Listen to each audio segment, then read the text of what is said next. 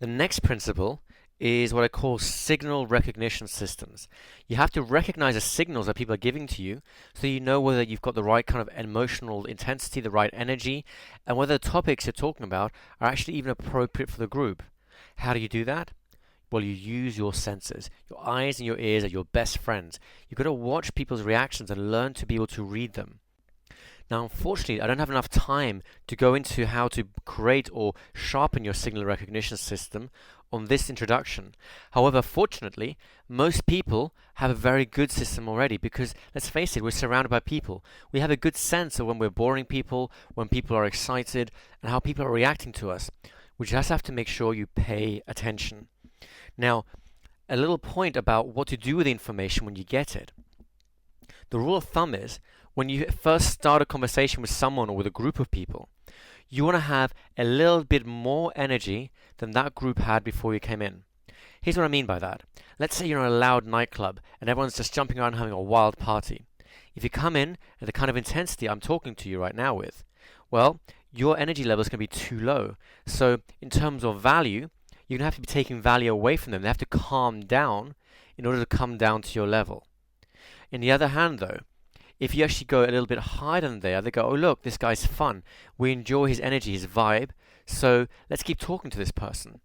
Now, if you're in a library, you have to change your energy levels. If you go into a library with the same intensity as you'd go into talk to people in a nightclub or in a bar, for example, you'd blow people's fuses. Their minds aren't ready to handle that because the library is a much quieter, more relaxed and calm place.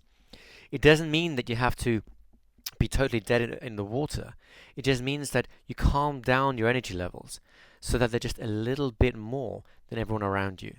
If you get to recognize where someone is at in terms of their energy level and their enthusiasm, their excitement, how their neurology is wired up and lit up, and you can pitch your own energy levels to be just slightly above that, you'll be sure to be a success wherever you go, because you won't be too much and you won't be too little.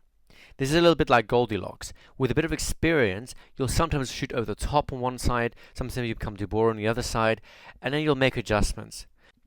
Now, the nice thing is that most people are nice enough to give you another shot to recover if you've kind of over or underestimated the energy levels.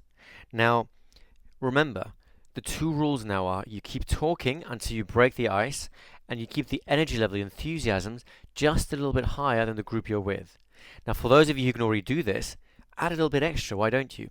So you come in with a certain energy level, well, depending on where you want to take it, if you want to have a fun party, then you keep raising the energy levels ever so slightly as they follow you.